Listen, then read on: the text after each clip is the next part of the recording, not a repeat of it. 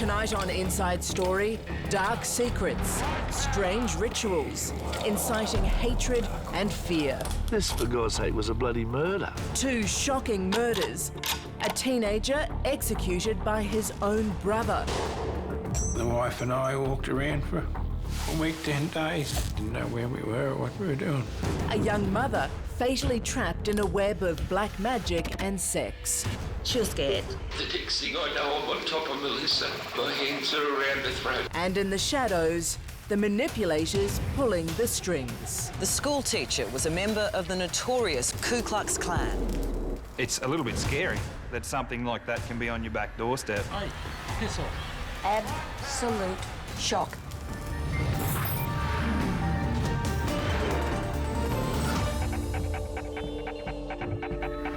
Hello, I'm Layla McKinnon. Welcome to Inside Story. You have to ask, how could it happen here? A respected school teacher by day, high priest of the Ku Klux Klan by night. His malign influence would cause havoc and utterly destroy an Australian family. Then, the self-styled guru, who ruled in his own little world of demons, supernatural sex and ultimately murder. 2 twisted men with very dangerous ideas, as Deborah Knight discovered firsthand. Layla, it's very twisted indeed, and the consequences of what these men do, it's just so tragic. 2 innocent lives lost, a single mum and a teenage boy. It's shocking what these evil men get up to, a real eye-opener. It sure is. As we'll see, while things appeared seemingly normal, what was going on behind closed doors was anything but normal. It's late afternoon on a crisp winter's day in Queensland's Darling Downs. Robert Rollinson is tinkering on his car, oblivious to his impending doom. It's over instantly. A shot to the back of the head from a high-powered rifle. Robert's dead before he hits the ground, but his killer is taking no chances. And the poor lad was lying on the ground and he shot him again in the head. That's Martin Bryant stuff. It was an execution, not a shooting. It was an execution. Late last night, police made the grisly discovery: a 19-year-old Pittsworth man's body dumped in a culvert near Clifton. What rocked the Rollinsons' family to its core was the identity of the killer. It was Robert's 16-year-old brother, Anthony. You just couldn't believe that he did it. And your heart must have been breaking. I think the wife and I walked around for a week, 10 days, dumbfounded. Didn't know where we were or what we were doing. It was the ultimate betrayal. But as we'll discover tonight, the mind of the young, impressionable Anthony Rollinson had been poisoned by the violent, hate-filled preachings of the Ku Klux Klan.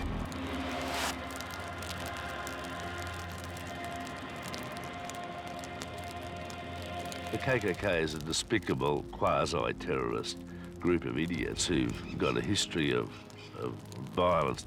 And certainly with a young, inexperienced mind, to be have it filled with violence and that sort of rubbish, obviously it's got to influence anybody. We're actually just wanting to give him an opportunity to... But when we go searching for answers to what finally made him snap, not everybody is happy to talk. Piss off. In the suburbs of Sydney, an equally bizarre murder.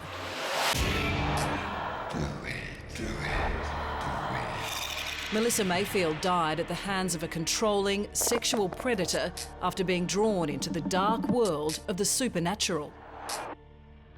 What he done to my daughter, he didn't just kill her, he killed me, and he killed the spirits of her 2 children. Melissa Mayfield did dabble in the spiritual world, but it was harmless enough. When she met Angela Wells, though, and her partner, David Shepherd, she crossed the line into a dark and dangerous world of demons and supernatural sex. Before she knew it, Melissa was in way too deep. Melissa said it just happened so quickly.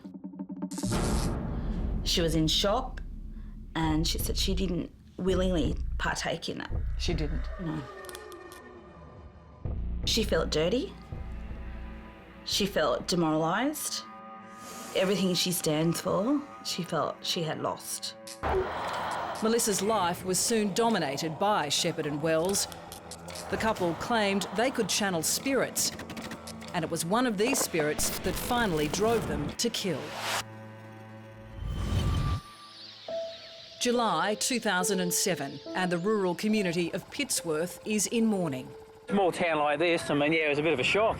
19-year-old Robert Rollinson has been shot dead by his younger brother, Anthony, just 16. Absolute shock. And everybody said, why could this happen in a town like Pittsworth? Robert Rollinson was one of these lovely, bigger, softer, wonderful young men. A big teddy bear type of a boy, and everybody liked him. As if this crime wasn't shocking enough, it soon emerged that Anthony Rollinson had an accomplice. Incredibly, it was his high school teacher, Graham McNeil, who'd later confessed to police to being the local head of the Ku Klux Klan. In Pittsworth, you probably don't think that that sort of thing exists. It's a little bit scary, really, that something like that can be on your back doorstep. Words can't describe what you feel when we heard that that's what had happened. Graham McNeil may not have pulled the trigger, but his malign influence on the impressionable young Anthony Rollinson was the catalyst for his brother's murder. So you're adamant that Anthony's been put up to this? Well, all the evidence, when you line up the ducks, it all points that way. So he was much more than just a teacher? Oh, yes. As we'll see tonight, there were disturbing glimpses of Anthony's troubled state of mind long before the murder. The f*** you doing? Even plans for a Columbine-style massacre. He had prepared a list, as I understand it, of Robert's friends that he apparently intended to kill. And obviously he didn't get the chance to do it, thank God. But sadly, Anthony's parents didn't know just how troubled their youngest son was until it was too late. And as the police investigation gets underway, they make the shocking discovery that will break their hearts. I personally couldn't believe that Anthony would do it. His mother sort of realised that he was the culprit. So she knew? She knew. John Rollinson is a third-generation farmer. His family has been working the rich soils in these parts for close to 70 years. We're largely grain growing.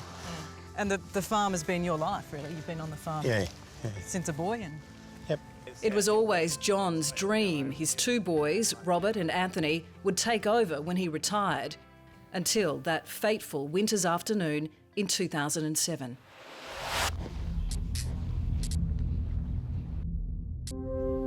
This lush, rolling farmland in the heart of Queensland's Darling Downs was the backdrop to what seemed to be a happy childhood for Robert Rollinson and his younger brother Anthony. But from his early teens, a toxic mix of hatred and resentment was simmering away in Anthony's mind. I think he was jealous of the fact that his older brother was popular, was successful, had friends and all that. I think there was a big resentment thing in him.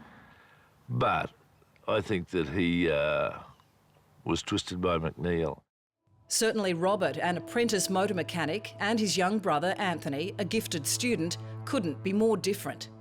Robert was always an outdoor boy. Anthony was always an indoor boy.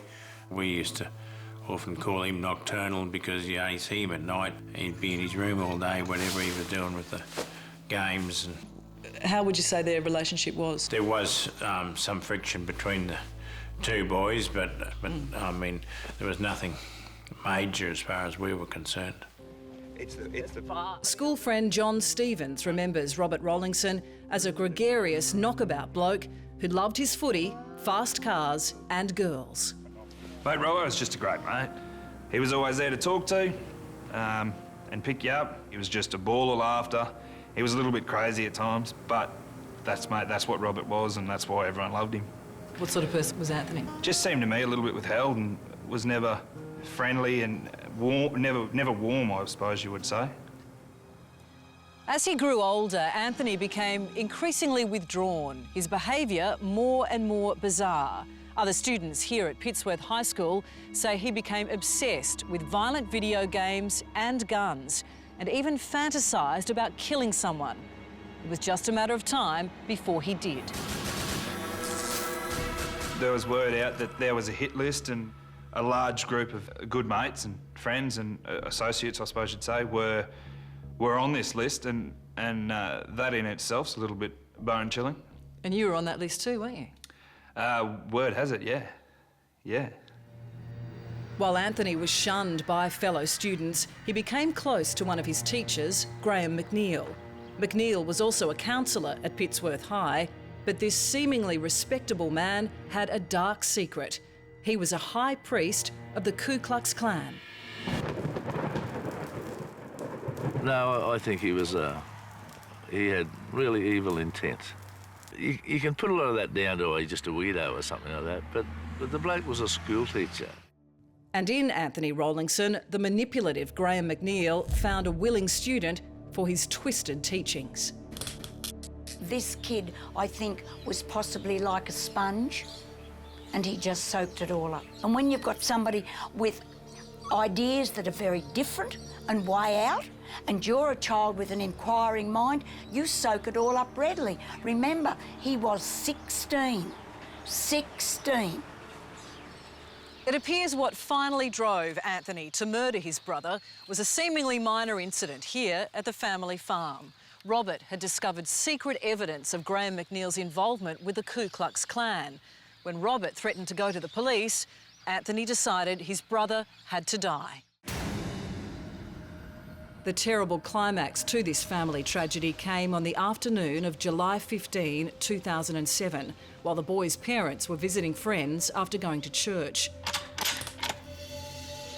Anthony took his father's .243 calibre rifle from the gun safe and crept up on his brother, who was working in the back shed. So he came up from behind him, no warning at all? That's right. And shot him once in the back of the head.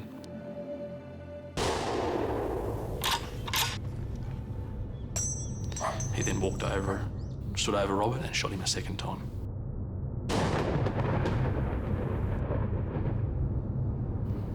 At close range? At close range. 2 shots to the back of the head? Yes. Well, I mean, it's just awful. It's appalling. I mean, that's a really twisted mind. That's Martin Bryant stuff. Anthony then used a forklift to load Robert's lifeless body into the boot of his brother's car. Graham. He phoned Graham McNeil, told him what he'd done, and drove into town, where they met outside the local bakery. Problems in the boot. They were the words he used. They were the words he used. The problem being his dead brother. It's a very cold and calculating way of describing the situation. It's very removed, yes. The pair then drove 40 kilometres out of town to an isolated bridge.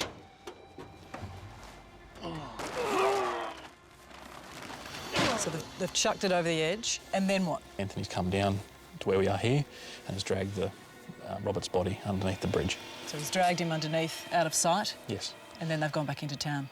Returned to the vehicle and driven off back into town.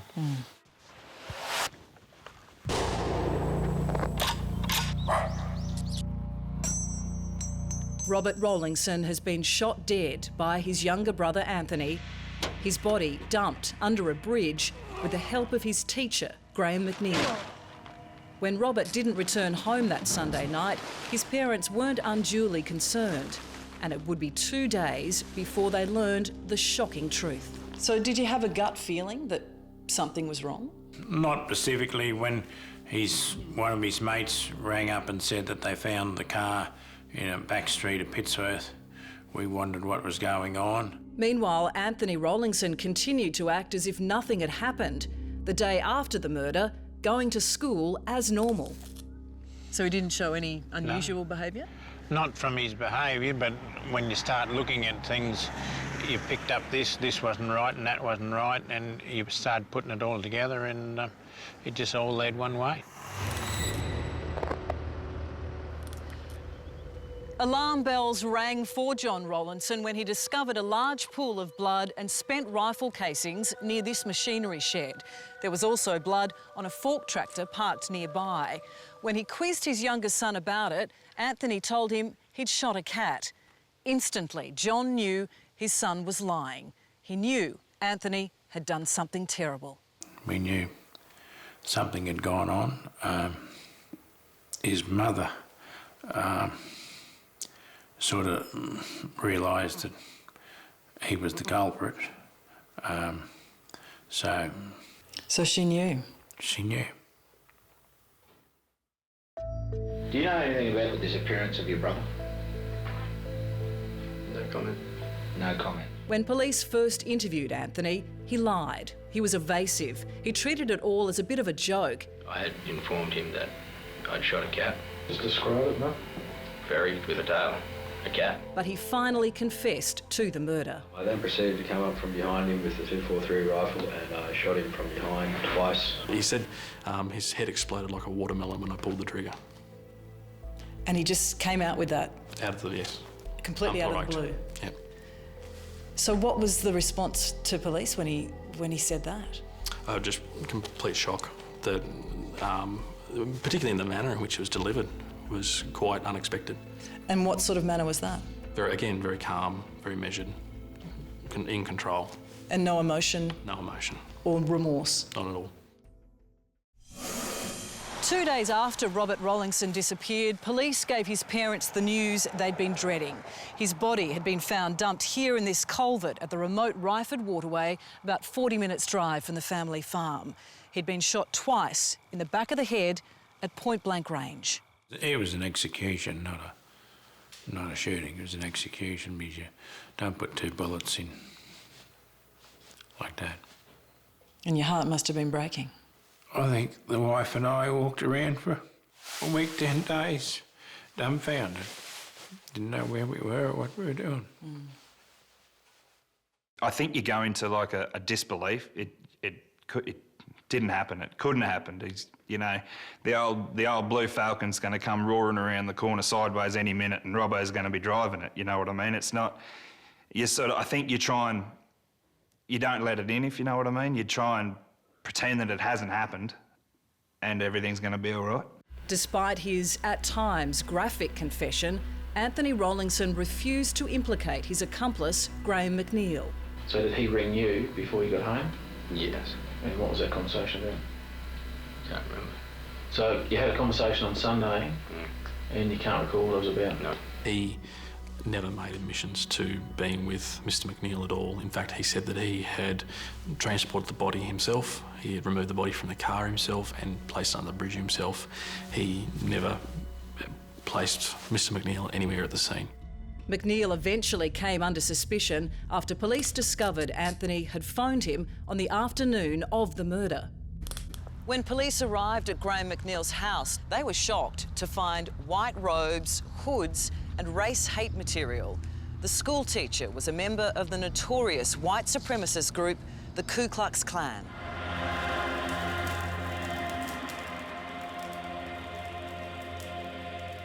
So this is the Klansman costume, in its full regalia? With his particular signals of office. Were you surprised? Absolutely. It was not what you would expect at all from someone in that position. A school teacher? A school teacher, yeah. With impressionable young children? Yes. Who he played a counselling role, helping them in their own problems in their lives? Yes. Graham, for the record, can you just state your full name again, thanks? Graham Frederick McNeil. And your address? 2 weeks after Robert's shooting, Graham McNeil was arrested.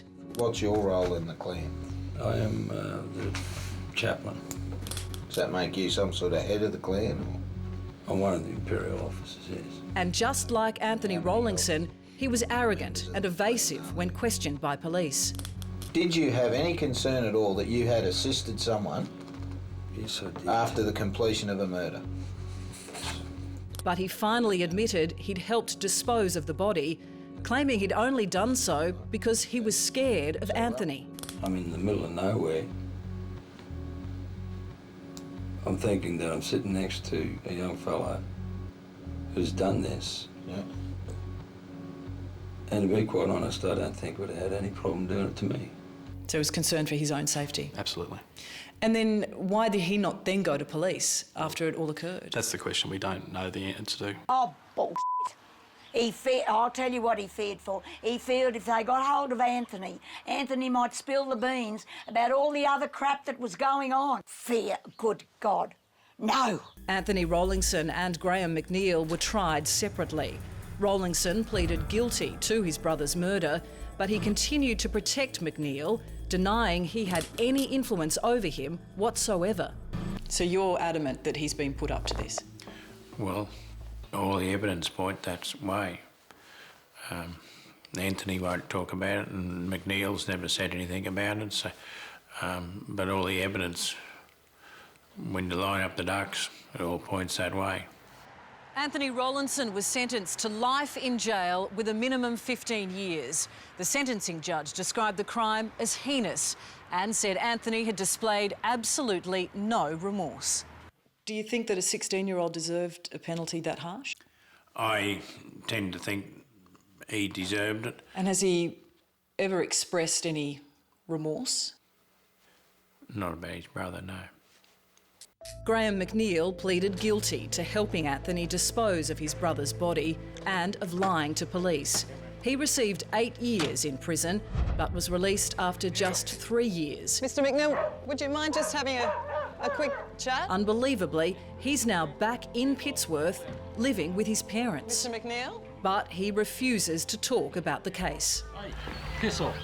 Yeah, I thought he got a very light tariff. So you think his sentence was too lenient? Oh, God, yeah. I mean, he's not fit to walk the streets, that bloke. While Graham McNeil may be a free man, John Rollinson and his wife Wendell will never be free of the torment they suffer in the aftermath of this tragedy. You've lost 2 sons, haven't you, really? That's right. And you and Wendell now, how are you doing? I'm probably doing a little bit better than Wendell. There's a few photographs around the place, not a lot. We removed most of them because it is hurtful to see the memories and that sort of thing.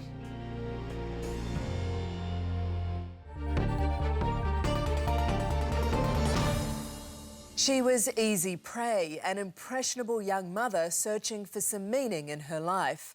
He was a natural predator, a devil worshipper who claimed he could communicate with the spirits. It would turn out to be a deadly combination.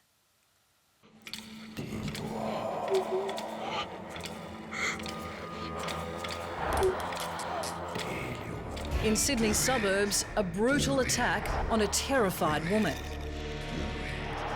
Melissa Mayfield has crossed over to the dark side. She's diced with the devil, and now she's going to die. She was giving and loving. She was a beautiful soul. But where is she now? A scheming, sex-crazed couple, a naive single mum, a demonic cast of characters. This is a real-life horror story. But tragically, Melissa Mayfield didn't realise exactly what she was caught up in until it was too late. She was just scared. She was just very fearful. She just said that she felt scared. Melissa Mayfield was a single mother living in Sydney's western suburbs with her 2 young daughters, Kira and baby Candice. She was a very good mum, wasn't she? Yes, she was. She done it on her own, and she was a proud mother. She just was coming all together. She was just, I think, loving her life, loving it, that she's got the 2 girls and just having a family there. That's her and her old dog. She looks like a wonderful mum. Of course.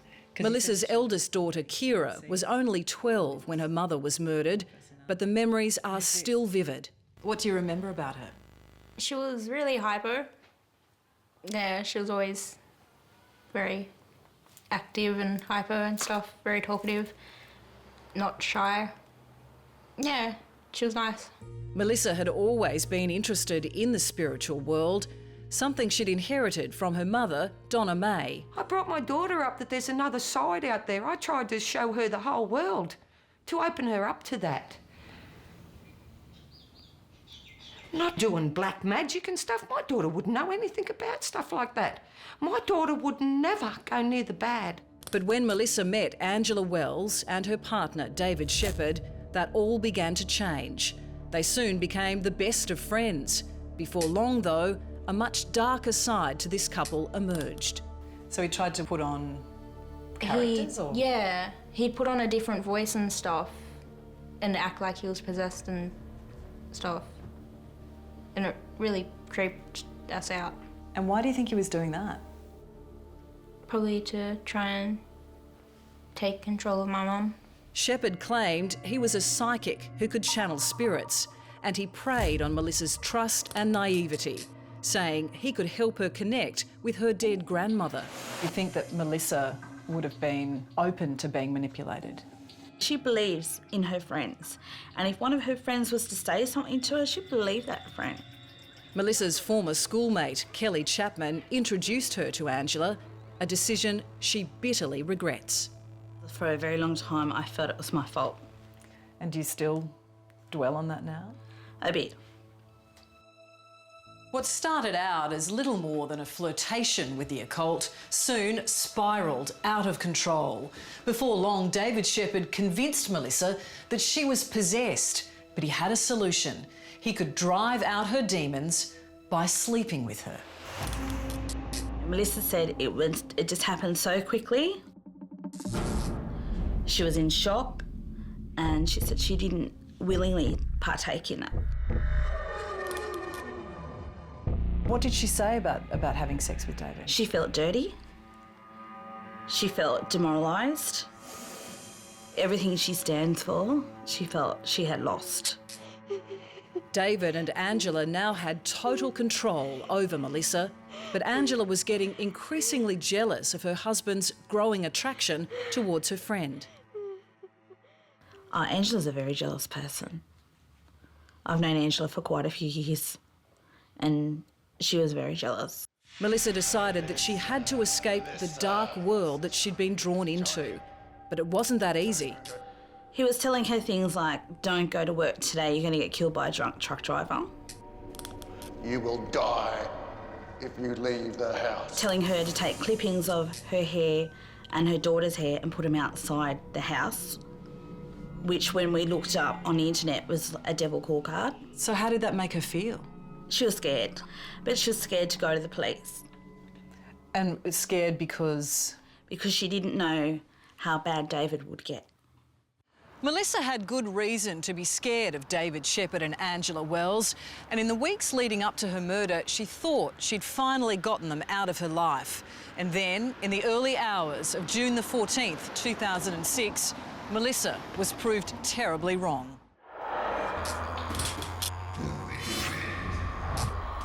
As David choked Melissa in the lounge room, her two children slept just metres away. David then fled. He was picked up down the road by Angela and they drove home. But fearing Melissa may have survived the attack, the couple returned several hours later to finish off the job. I remember waking up from him banging on my window, and I was really confused because I didn't know what was going on. Sweetie, just open the door and let us in. He was like, oh, you know, I'm here to help and stuff. So I went and opened the door for him. Did you know that your mum had actually been hurt? No, I knew something was wrong because obviously she was lying on the floor and she couldn't move. She was like lifting up her arm and she was trying to mumble something to me, but I couldn't understand. I stood there and he's like, go to your room. I was like, okay, and then I ran into my room. And what was their behaviour like on the night? Very aggressive. He was very aggressive. So you felt like you had to do what he said? It just scared me because I was only young and I didn't know what was going on. At 5:26 a.m, emergency services received this frantic 000 call. Ambulance emergency, what suburb, please? It's Busley Park. I'm doing heart palpitations at the moment. When David Shepherd was on the phone, he was still strangling Melissa. He had one hand speaking to the AAA operator, and the other hand strangling Melissa around her throat. Seemingly trying to save her life. That's correct. Strangled her then until he heard the neck crack. Brutal. It was. When the ambulance crew arrived, Melissa was unconscious on the floor. She'd gone into cardiac arrest. David and Angela claimed she'd phoned them after hearing an intruder in her backyard. As they worked desperately to revive her, paramedics noticed Melissa had extensive bruising on her neck and around her eyes. Let's go again. Roll her into the recovery position. That's when I saw her next door neighbour, who come running over to me screaming, saying, she's gone, they've taken her. And I said, what are you talking about? And she goes, Melissa. Melissa was in hospital on life support. As she teetered on the edge, her family and friends gathered at her bedside. So I didn't even recognise her. She was that swollen. It looked like a totally different person. It didn't look like my friend. So did you get to at least spend time with her? Yes, I did. Did you talk to her? I did. What sort of things did you say? Don't leave me. Sorry.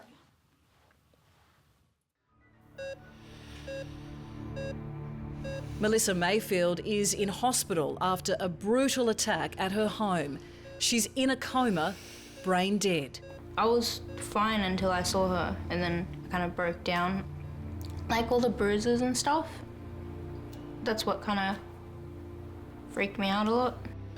After 4 days, Melissa's family makes the painful decision to switch off her life support system. I just held her hand and I talked to her. What can you say? I held her hand. I have to warn you that you're not obliged to say or do anything unless you wish to do so. Police now had a murder on their hands, and right from the start, they suspected Angela Wells and David Shepherd. Their story about an intruder attacking Melissa just didn't stack up. It was like they practiced what they were going to say to us. It was just so clinical. He was trying to explain away even his DNA on Melissa. He was just trying to explain everything away, which is just strange from a person that found one of their friends dying on the ground. It wasn't natural. I know I broke her neck, cracked her head when she was unconscious. And detectives soon uncovered the sordid truth. We should never have gone back over there. In these overheard conversations, Wells and Shepherd leave little doubt about their guilt. I think they're going to try and nail me today. So they didn't really think through everything. They were quite clinical, but didn't actually follow it through. No. Yeah, their biggest thing was they thought they were smarter than everyone else, I think. Police brought David Shepherd in to question him further, and he'd changed his story completely. No longer was he blaming intruders for the fatal attack on Melissa Mayfield. Now he claimed it was the devil. And Angie woke me and said that she'd been speaking to my voices and that it had to happen right now. It was one of several different stories Shepherd told police. He even tried to claim Melissa was blackmailing him and had attacked him with a knife when he confronted her about it. He said that Melissa pulled a knife on him, which is a lie. We never believed that. Never believed that at all. Was he still trying to resuscitate me? He was still trying to get Melissa to respond to him. Up until now, Angela Wells had loyally stuck by David Shepherd, backing up his version of events. But what happened next would turn her against him for good. Fearing that Angela would confess, Shepherd decided to kill her too. He drugged her evening meal, when she passed out, placed her in the bath. He then wrote a fake suicide note, but when Shepherd realised his lover was still alive, he tried to slit her wrists. Angela woke in terror.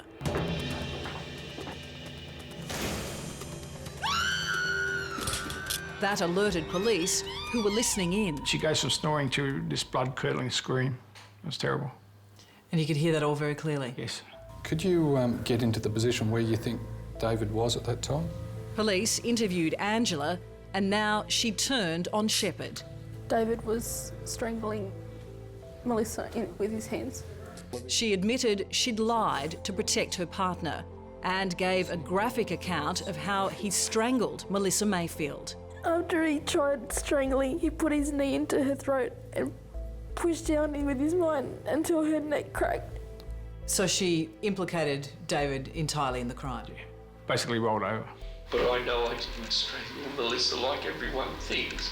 Shepherd was charged with Melissa's murder and the attempted murder of Angela Wells, but he wasn't going down alone. And in a desperate attempt to incriminate Angela in Melissa's death, he changed his story yet again. Why would Angie go missing for 2 hours and tell me that she did what I couldn't do? But Wells was sticking to her version of events, claiming she was an unwitting accomplice. I remember standing behind both Mel and David, and I froze. I didn't know what to do. So do you think that Angela had a big role to play in this? I think they worked together. And why do you think that? I think she become very jealous of Melissa, and I think she basically wanted her out of the way. Just direct Keep going straight.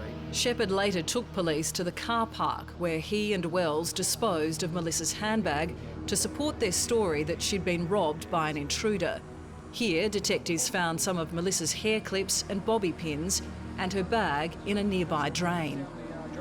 Wells denied she'd helped get rid of Melissa's belongings, but CCTV footage proved she was in the area at the time that Shepherd claimed. Police charged her with being an accessory. Angela Wells, I'm now informing you that you're going to be formally charged with the murder of Melissa Mayfield, an accessory after the fact. Do you understand that? What was Angela's demeanour like when she was charged? I wouldn't say remorseful. She was just upset. She was in self-protection mode. Now, do you want to participate in this interview now? I've got no further comments. These two people are very selfish. So she was just upset because she was basically caught. She wasn't concerned about Melissa at all. The next thing I know, I'm on top of Melissa, and my hands are around her throat. It wasn't until his third interview that David Shepherd finally confessed to actually strangling Melissa, claiming voices had driven him to do it. I just couldn't let go. I don't know why. The voices were so loud. The thought of Angie going crook at me. I just left. Sometimes he'd be crying, he'd be very emotional. Other times he'd be straight talking like you and me. Other times he'd be just staring into space. I think he was just trying to play the mental health card. At his trial, David Shepherd pleaded guilty, so he didn't have to give any further evidence. The judge accepted his claim that the killing was spontaneous, but he said there was no proof that he suffered from a mental illness. He was sentenced to jail for 19 years with a non-parole period of 15 years. David Shepherd will be free in 2025. And what did you think about that sentence?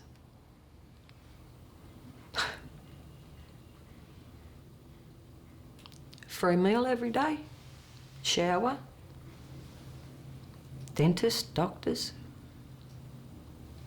visitors. Family can still come and see you. You could see him smile. You can talk to him.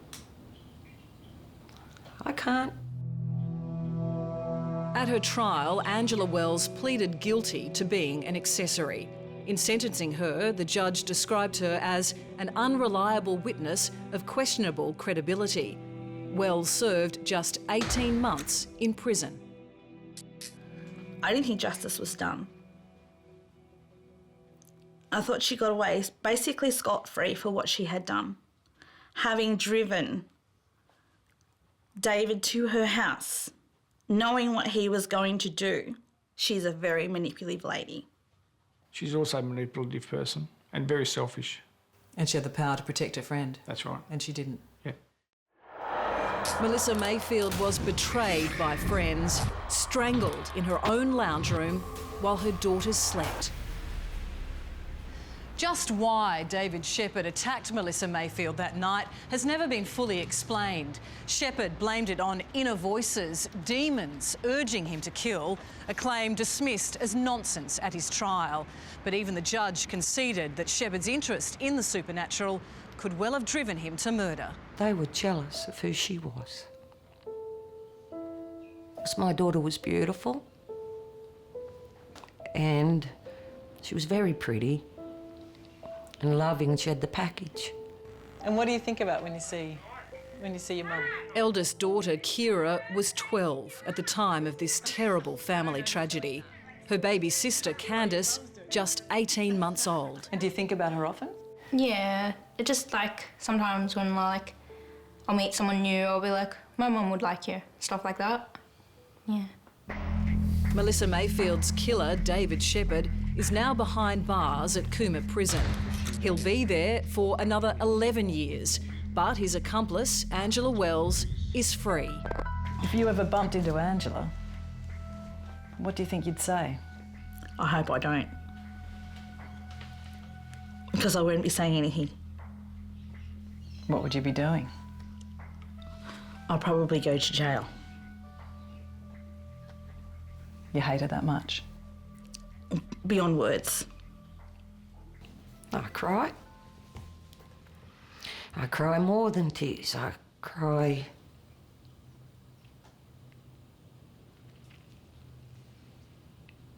I cry for Kira. I cry for Candice. Only this morning, I held a picture.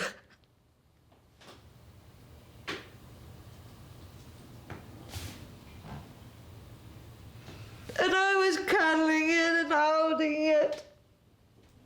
And I said, I know I won't get you back, but just be here for me. Just be here for me. Yeah, so tell me Up in Queensland, John Rollinson can only ponder what might have been. So this is your heartland, your country. You've been up here a long time. He's lost one son and the other is in prison for his murder. It's a burden no parent should ever have to shoulder. It's like a scab on a wound. Once you brush it off, it all oozes out again, and you can talk yourself around to getting up and getting on with it, but I mean, it's still there. It looks at you every day, the waste. That's what it is. It's just a damn waste. A year ago, John and wife Wendell sold the family farm. There were just too many painful memories. They moved into town to try to start again. But now there's a new threat to their peace of mind. We actually just wanted to give Graham a chance to give his side. Graham McNeil is now out of prison after serving just 3 years behind bars. He's back in the district and, incredibly, he's soon eligible to teach again. Hey, piss off. It's a ridiculous situation. Teachers get banned for life for sexual abuse of children, as they should. That's appalling. This, for God's sake, was a bloody murder. It's now 7 years since Anthony Rollinson was jailed for the murder of his brother Robert. Each month, his parents visit him in Queensland's Gatton prison. When their boy finally gets out of jail in 2023, he'll be 32 years old. Have you forgiven Anthony? Well, I think basically yes. There'll always be questions you'll ask, and there'll always be things that you'll look at and wonder about, but that's there, I mean, that's it.